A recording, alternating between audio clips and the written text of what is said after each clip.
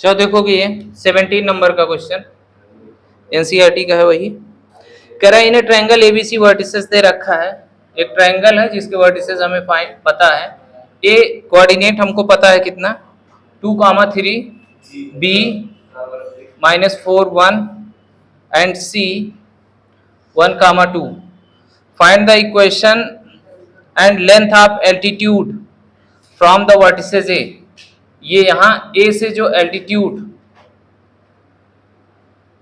डाला गया है, एल्टीट्यूड ये जो है इसकी हमको लेंथ पता करना है और इसका इक्वेशन पता करना है। ठीक है, तो कैसे करोगे बताओ? देखो अब ध्यान से मेरी बात सुनोगे। ये मिड पॉइंट नहीं है, नहीं तो बड़े आसानी से ये पॉइंट निकाल करके ये लाइन निकाल लेते। सिर्फ ये बोला कि एल्टीट्यूड है, ये कोई जरूरी नहीं कि इसका मिड पॉइंट हो। मिड पॉइंट नहीं है, तब क्या करोगे? देखो हमें इक्वेशन ये निकालना है, तो हम एक काम करते, थोड़ा बड़ा होगा, ध्यान देना। ये स्लोप ऑफ बीसी निकाल ले रहे हैं। क्या slope of line BC m1 से डिनोटेड कर रहे हैं इसको, y2 minus y1 upon x2 minus x1 ना। तो y2 यहां से देखो, y2 देखो यहां से, y2 कितना है? यहां से देखो y2 2 minus minus plus 1, x2 कितना 1 माइनस 4, कुल मिलाकर के ये कितना आ जाएगा 3 माइनस 3 माइनस 1। आया कि नहीं आया? आ गया ना। स्लोप ऑफ परपेंडिकुलर लाइन पता कर लेते हैं। बीसी का पहले हम बीसी का निकालेंगे। अब ये बीसी का जब निकल आएगा, बीए का कैसे निकाल लोगे बताओ? यहाँ के काम को क्या काम है? हमें बीसी ये निकालने, ये इस पे परपेंडिकुलर है। तो देखो slope of perpendicular line, slope of perpendicular line, line यहाँ कोई नाम रख लो डी, ए डी। तो परपेंडिकुलर है तो m1 m2 -1 और यहाँ -1 हमको पता है m2 -1, तो कुल मिलाकर m2 बराबर 1 आ जाएगा। आया कि नहीं आया? m2 = 1 आया। ठीक है, अब हमें इस लाइन का स्लोप पता हो गया और ये लाइन 2 3 से पास हो रही है, पॉइंट भी पता है, तो इक्वेशन ऑफ लाइन पता कर सकते हैं। पता कर सकते हैं ना, तो पता कर लो। Equation of line AD passing through passing through 2,3 and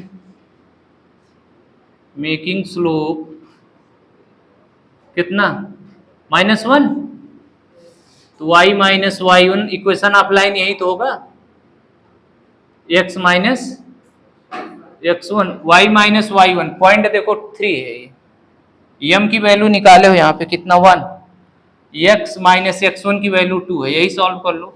y minus 3 x minus 2, x इधर लेके आओ minus x plus y minus 3 plus 2, ये आ जाएगा minus x plus y minus 1, minus से मल्टीप्लाई x। ठीक है, ये हमारा एक आंसर आ गया। इक्वेशन ऑफ लाइन AD पता चल गया, जो परपेंडिकुलर लाइन थी वो एल्टीट्यूड जो था वो पता चल गया।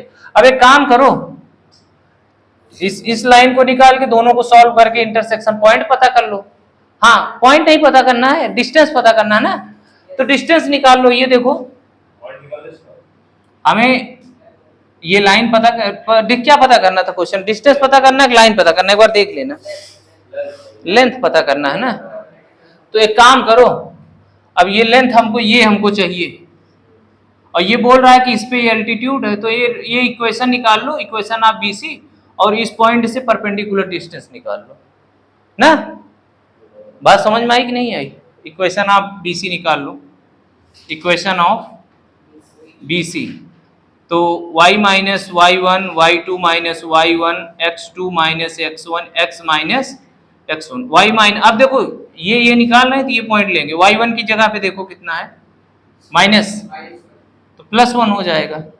ध्यान से देखना, y2 प्लस 1 अपॉन x2 कितना 1 माइनस 3 और x माइनस 4, फिर से ये 4 है, ये भी 4 है, ये आ जाएगा y प्लस 1 3 माइनस 3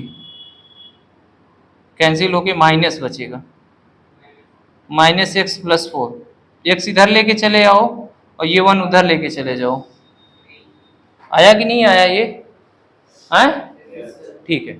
अब हम यहां से निकाल लेते हैं परपेंडिकुलर डिस्टेंस फ्रॉम पॉइंट 2 3।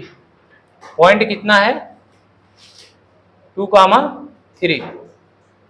तो क्या होता है डिस्टेंस का formula, perpendicular distance P equal to ax plus by plus c upon under root a square plus b square. a की वैल्यू कितना है 2, नहीं, a की वैल्यू है 1, x की वैल्यू कितना है 2, b की वैल्यू कोफिशिएंट है y का 1 और y की वैल्यू कितना है 3, c की वैल्यू देखो उधर ले जाओगे तो -3, क्या -3 under root a 1, b y का कोफिशिएंट 1, सॉल्व करोगे 2 प्लस 3 माइनस 3 अपॉन 1 का स्क्वायर 1 1, 3 3 कैंसिल, 2 अपॉन रूट 2, कुल मिलाकर के ये कटेगा तो कितना बचेगा, ये हमारा आंसर हुआ।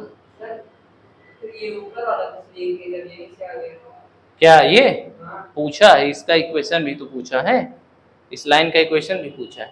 फिर से देखो क्वेश्चन क्या था कि एक ट्रायंगल है जिसके वर्टिसेस हमको पता है ए बी सी पता है, ठीक।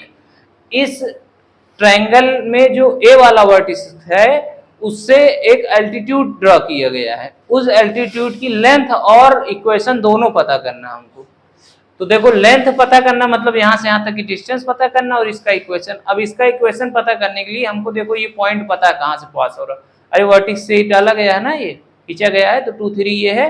अब हम क्या करेंगे, BC ये देख रहे हो इस पे परपेंडिकुलर, तो BC का स्लोप निकाल के हम इसका स्लोप निकाल लेंगे, क्योंकि पीछे ऐसा हम लोगों ने किया कि एक स्लोप अगर पता है तो दूसरा परपेंडिकुलर है निकाल सकते। अब इसका हमको परपेंडिकुलर पता चल गया स्लोप, और ये क्या कहते हैं पॉइंट पता है, तो इक्वेशन आप लाइन पता कर लिए।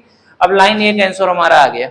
अभी दूसरा ये डिस्टेंस पता करना। अब डिस्टेंस निकालने के लिए तुम्हारे पास 2 तरीका है, या तो यहाँ का पॉइंट पता करो, वो टफ होगा, इसका इक्वेशन पता करके इंटरसेक्ट कराओ, एक्स वाई की वैल्यू जो आई वो वही तो निकलेगा इंटरसेक्शन पॉइंट। अरे ये लाइन पता है, ये वाले का भी पता कर लो, ये पता कि दोनों को सॉल्व कर लो तो इसका इंटरसेक्शन आएगा, फिर डिस्टेंस फार्मूला लगाओ।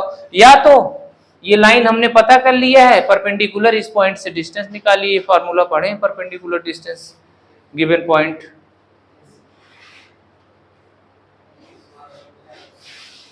एक क्वेश्चन और है, इसको कर लो तो वो भी बता दो।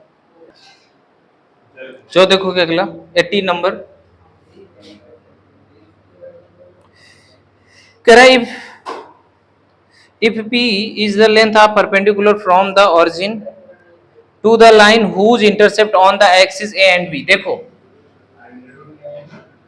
ये देखो ध्यान से देखो, ये intercept A and B origin से परपेंडिकुलर डिस्टेंस ये P है 0 0। अच्छा बताओ ये अगर इंटरसेप्ट यहाँ A कर रहा है यहाँ B कर रहा है तो इक्वेशन इसका कितना होगा, लाइन का x upon A y upon B equal to 1 ना। देन शो दैट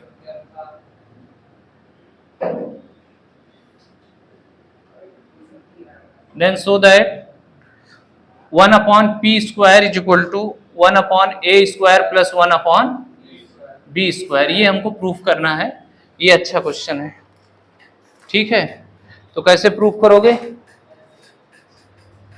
देखो इक्वेशन ऑफ लाइन कितना है दिख ही रहा होगा, x upon a intercept form में है, y upon b equal to 1। इसको स्टैंडर्ड फॉर्म में कन्वर्ट कर लो, bx ay अपॉन ab इधर आ जाएगा, bx ay minus ab equal to 0।